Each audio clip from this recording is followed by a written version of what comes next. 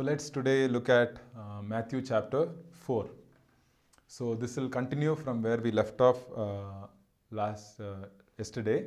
So end of Matthew chapter 3, we see that Jesus Christ comes and he gets baptized. As soon as he's baptized, we see the scene where the dove comes and the Father speaking from the heaven, and the dove coming, the Holy Spirit coming in the shape of a dove, and then Jesus Christ there. So that is a picture of Trinity. Father, the Son, and the Holy Spirit. All three are in the same place.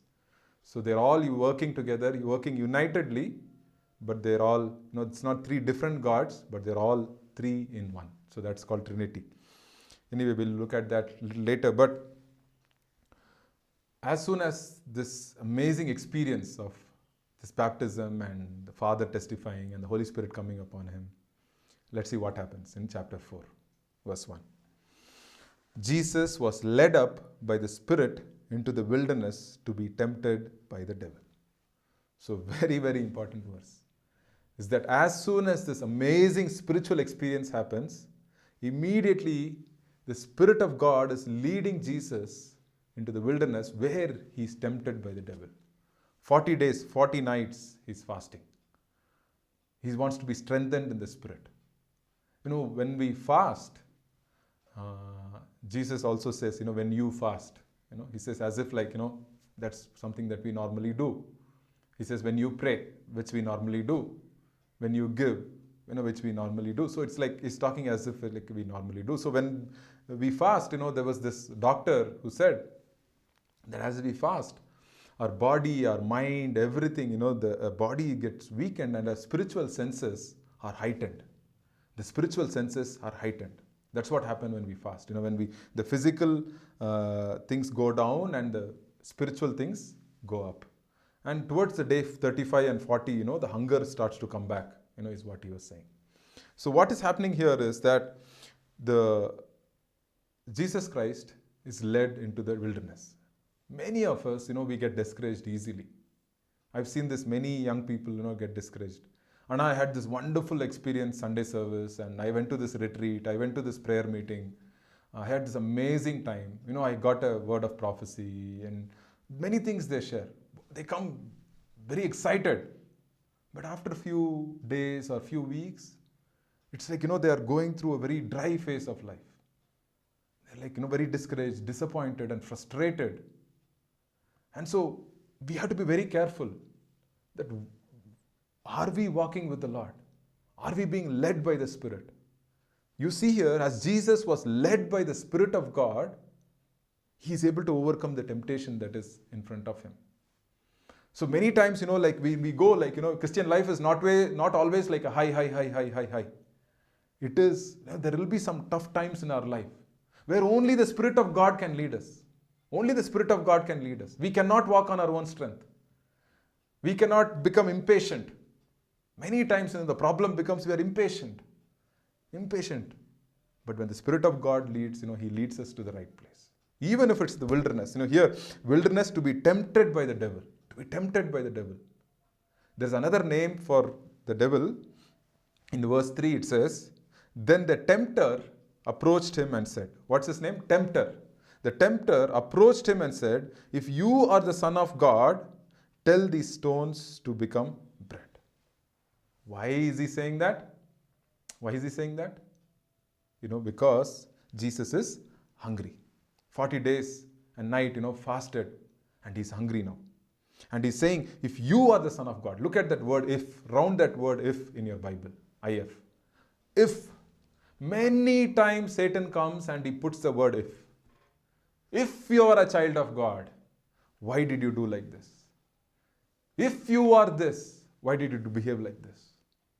And he will come and he'll tempt us, he will accuse us. The Greek name for Satan is accuser. Accuser. Day and night, the Bible says he accuses the saint of God. He accuses, many times, don't allow Satan to come and put these words into you, like listening to him. Listening the words of discouragement. We need to head towards the encouraging living water, the Spirit of God. He encourages us as we draw near to him, as we walk with him. And so here, even though Satan comes and says, if you are the Son of God, if, making Jesus doubt. Not only doubt, he's saying, turn these stones to become bread. Many times, three things, three times, he tempts Jesus. And then the second thing, we'll look at all the temptations and then we'll look at the replies. Okay. The first one was, if you are the Son of God, tell these stones to become bread. Okay. The second temptation. Then the devil took, verse 5. Then the devil took Jesus to the holy city, had him stand on the pinnacle of the temple, and said to him, if you are the Son of God, throw yourself down, for it is written, he will give his angels orders concerning you, and they will support you with their hands, and that you will not strike your foot against a stone. Second temptation. He takes him to the top of the temple, and he says, fall from here. Test your God. Test your God. Test if God will save you. Test if God will protect you. So that's the second temptation. And the third one, verse 8. Again, the devil took him to a very high mountain and showed him all the kingdoms of the world and their splendor. And he said to them, I will give you all these things if you fall down and worship me. Again, just imagine, he has the power to give us the splendor. That's why, we Christians are afraid of fame and popularity. Because sometimes it could be from the devil if it's taken in the wrong way. So here he's saying that, I will give you the splendor of the world. I will give you the kingdoms of this world. I will give you a lot of popularity. The whole world will bless you or worship you if you fall down and worship me. All you have to do is just 2 seconds, just fall down and worship me. 3 heavy temptations. Okay, 3 temptations. Many times, Satan will come and say the same thing to us.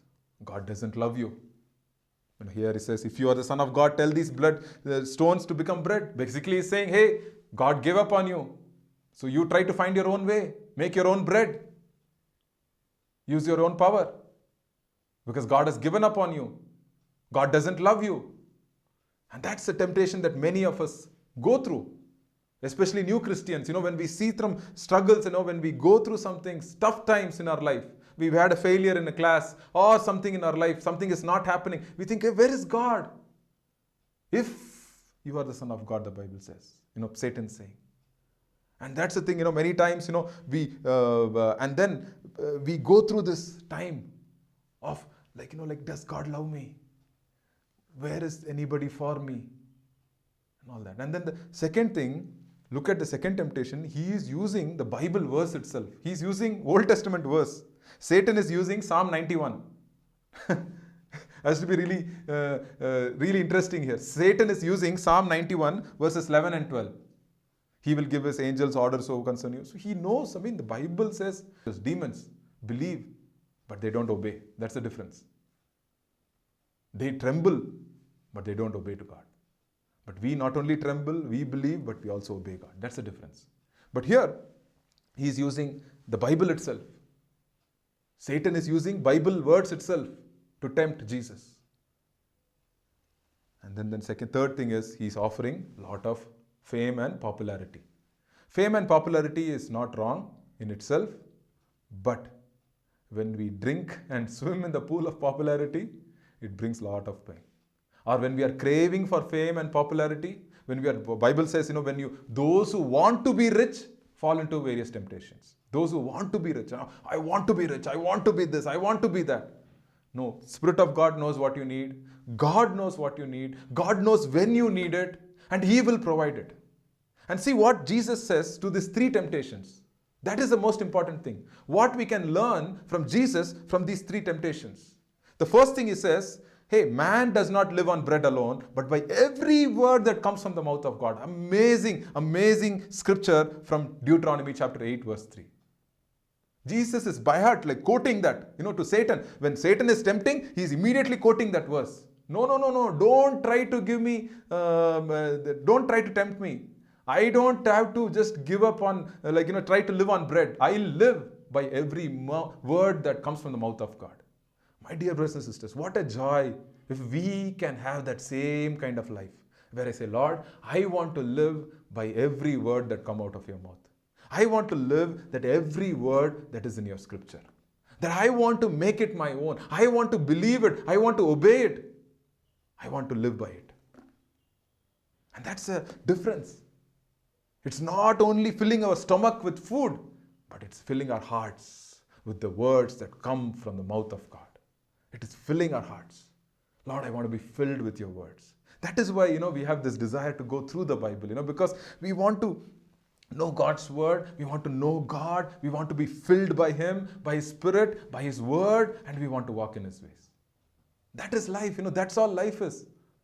Very simple. God's going to take care of everything else. Every other need, God's going to take care. Does He not know you? He's seen you when you were a small speck, small dot in your mother's womb. God saw you. And here you are. And God's brought you so far. He's led you so far. Why will He not lead you again? So the thing is do I want to live by every word that comes from the mouth of God? Yes, Lord, I want to live by every word that comes from God. When the temptations come, when discouragements come, when doubts come, when worry come, Lord, I want to live by every word that comes from your mouth or from your word. So that's the first reply that Jesus has. For the second reply, He says, hey, don't test your God. Don't test the Lord your God. Don't do stupid things and don't go try to test God. God can test us, but you don't try to test God. Many times in the wilderness, God said, my children tested me. The children of Israel, they tested me, He says. But here Jesus says, no, I will not test God. I will not test my God. That's very important in our life. Are we testing God in any area of our life? Are we testing God? Are we trying to say, Lord, I want you to do this, then I will believe you. I want you to do that in my life, then I will come to church. Then I will serve ministry. I will serve. Then I'll become better. I want my wife to confess first and then I will become a better man. I want my husband to change and then I will change. I want them to come and repent and then I will repent. No, we cannot test God. We cannot test God. Jesus said, hey, I will not test my God. Do not test your Lord. Very, very important. And the third thing, Jesus says, go away, Satan. He says, get out, Satan. How many of you have said that? How many of you, Jesus, with the blood of Jesus and the power of the cross upon our life, we have authority to say that. We have authority to say, go away, Satan. In Tamil, they say, Appalappa Satane, Dura hogo Saitana. It's like, go away, Satan. The thought comes, that thing comes like, sometimes, you're bombarded by certain things. There is a feeling, there's a heart desire that comes for something that is not right. The Holy Spirit is telling you it's not right. And immediately, you say, go away, Satan. Go away, Satan. And he will listen. Because you are saying it by the power of Jesus. In the name of Jesus, I say, go away. And then Jesus says, you should worship your Lord and serve only Him. Only Him. Only Him. I will not worship my job. I will not worship my money. I will not worship my status. I will not worship my vehicle. I will worship my God. How do we know what I worship? How do I know what I worship? Many people say, I don't believe in God. No, that's completely wrong. Everybody believes in God. But maybe their God is a movie star. Maybe their God is a sports star. Or maybe their God is an actress. Maybe their God is an alcohol bottle. Maybe their God is drugs that they have to take every evening or on the weekends. Maybe that's their God. Every man in this world has a God. But we will worship the Lord our God. I am who I am. We will worship only Him. How do I know what I worship? By the time I give it to it. What is the thing that takes the most amount of time and your energy and your thought? That is our God. If my job is taking like unreasonable amount of time during this week, that means it's my God. So much more that I don't have anything. I don't even have time to lift the Bible. I just don't have time to go to church. I don't have time for fellowship. That means that's my God. Jesus says, hey, no, I don't need this money. I don't need this splendor. I don't need people to appreciate me. I don't need glory from the world. Because I will worship only my God. Only Him. Underline around that thing called only Him. I will serve only Him. I will worship only my God. That's all. For a Christian, that's it. His life is to worship and to serve God only. Everything else, God is going to take care. He's going to do it. You don't have to wait. You don't have to say, oh, yo, brother, please tell me what's going to happen in my life. What is going to happen? Oh, when is going to happen? Oh, this is a good year. Next year is a good year. This is a bad time. What is happening? No, God knows. God is with you. The Spirit of God is upon you.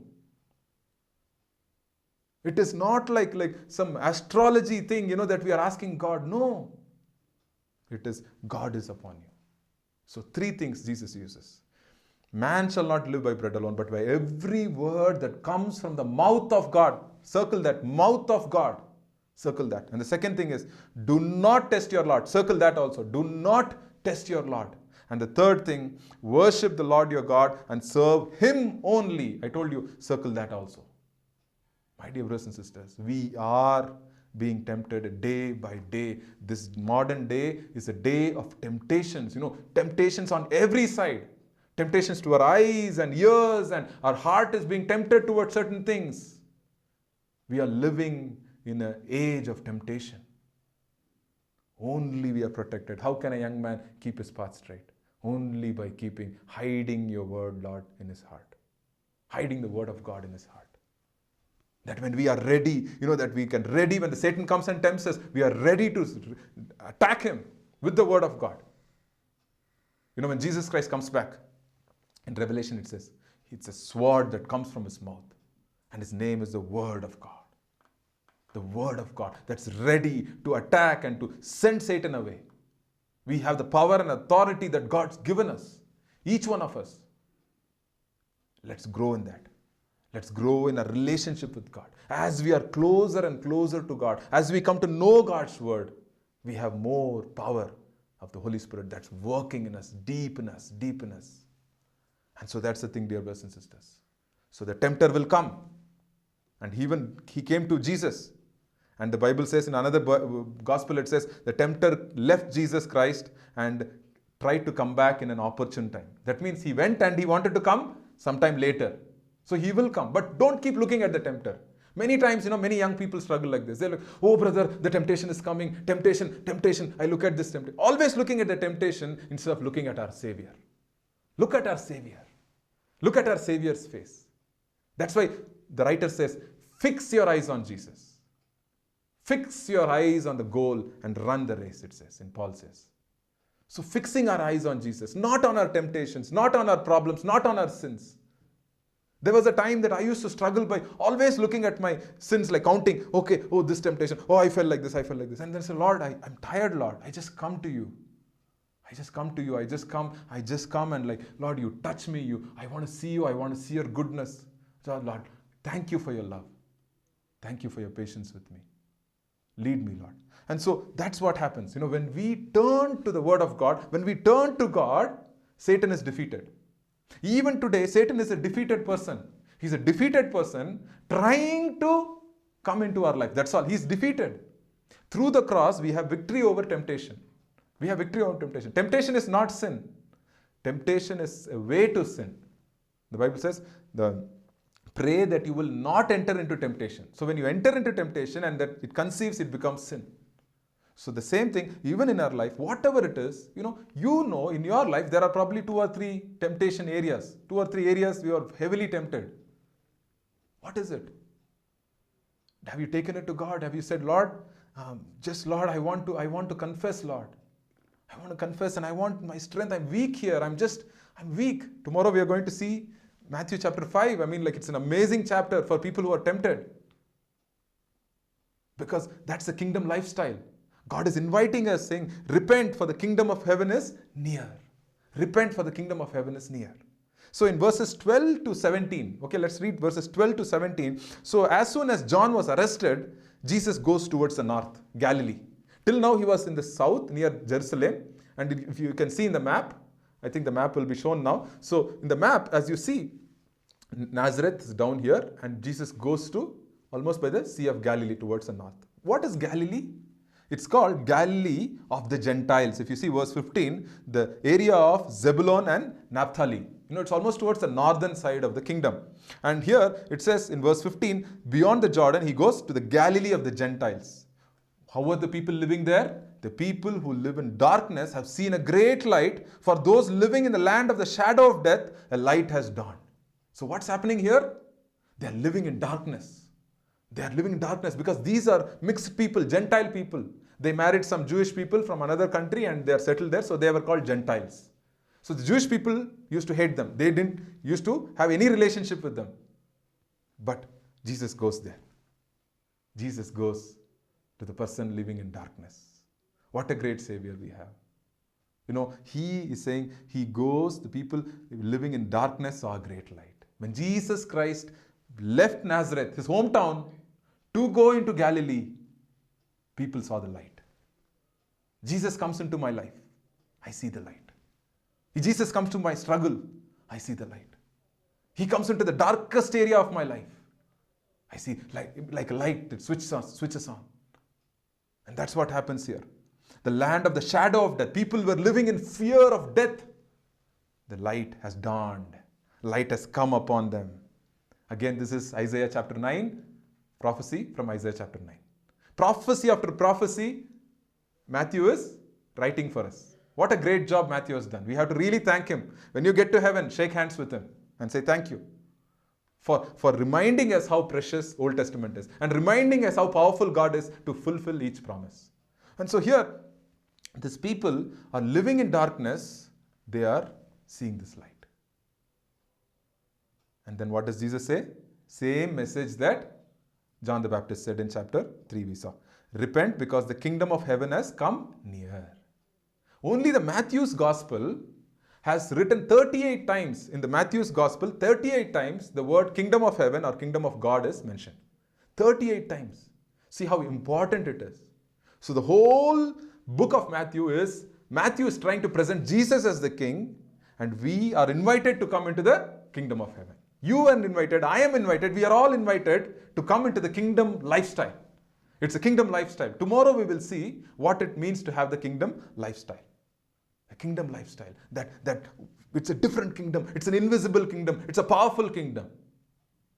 And that's what God wants us to live in. An amazing kingdom. The kingdom of God. The reality.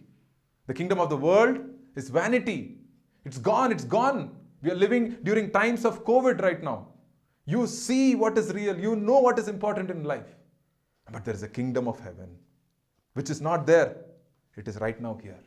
We are living in the kingdom of God. When you accept Jesus Christ, you enter into this kingdom of life, kingdom life. Yes, there will be a true kingdom of God, which will be physical kingdom of God, which will be set up in the future. But now we get to enjoy the benefits of the kingdom. We can have a heavenly lifestyle even today.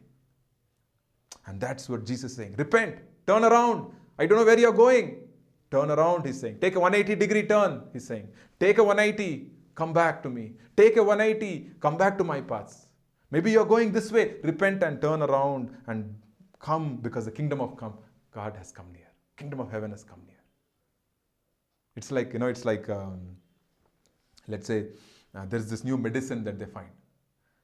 Let's say there's a medicine for cancer. Okay? And don't you think people will just go door to door, knock on everybody's house and say, yes, come, the kingdom, the medicine has come for cancer. No, come and get it, come and get it. The same way, the kingdom of God has come. Kingdom of God has come. Repent. And then verse 18 to 22. Verse 18 to 22, as Jesus was walking, because this Galilee is a sea area, right? I mean, it's a sea area.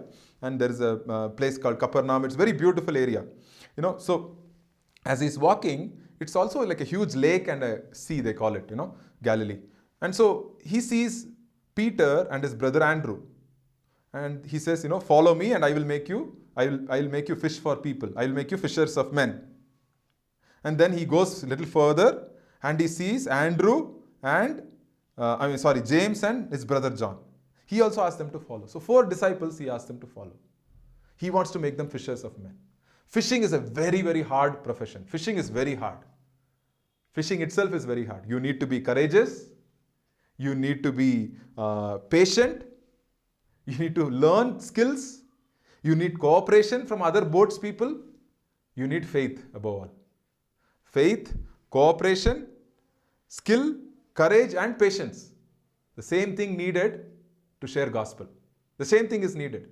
You need patience, courage, skill, cooperation and faith. And this is what these fishermen had. And we will look at that. Jesus already had met them the previous day. And in Luke chapter 5, we see that, Jesus Christ also helps Peter catch some fish. And he says, Lord, you go away, I'm a sinner. But Jesus says, no, it's okay. Don't be run far away from me. I want people like you. I want sinners like you. Come to me. Follow me. I will change you.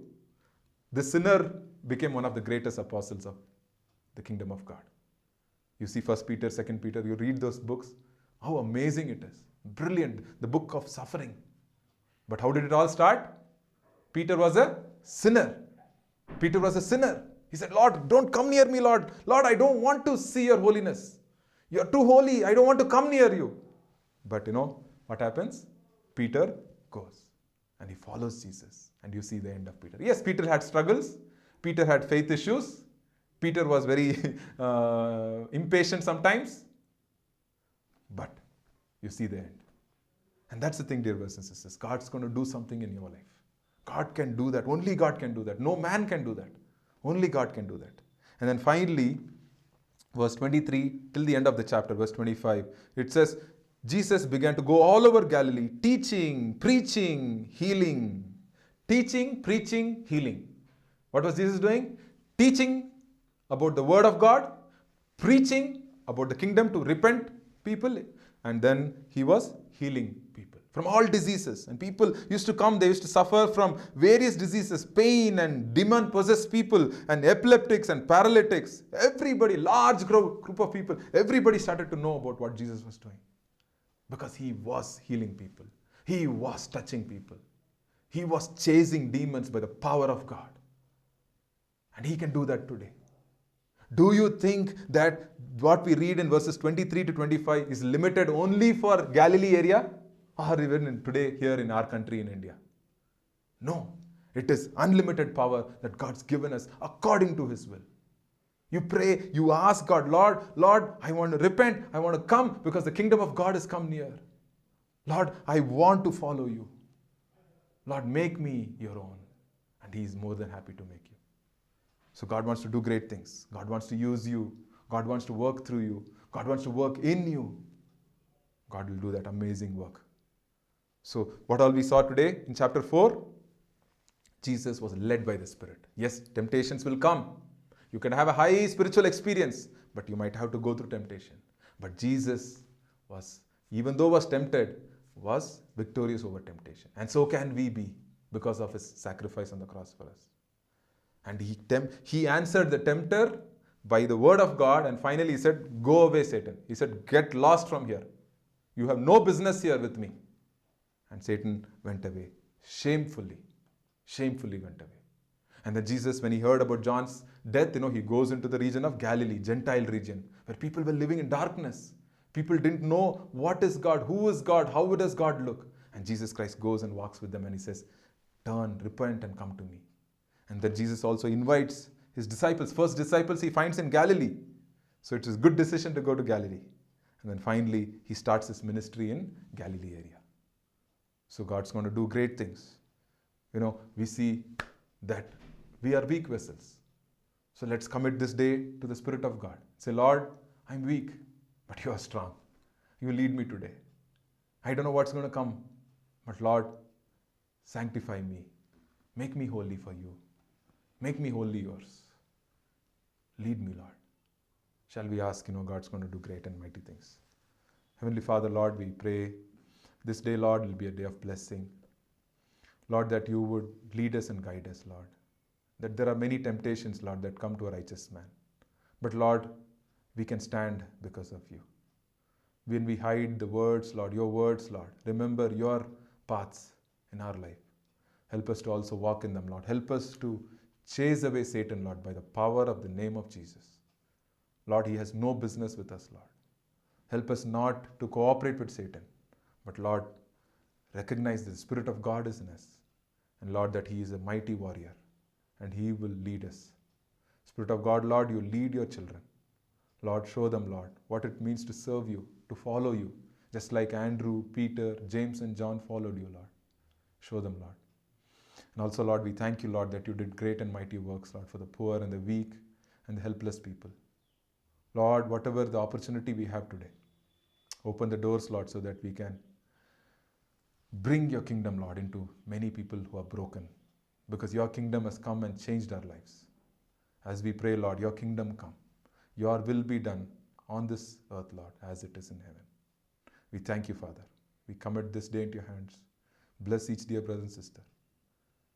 We commit our bodies, Lord, as a living sacrifice. Take and use it as you see fit. In Jesus' mighty name I pray.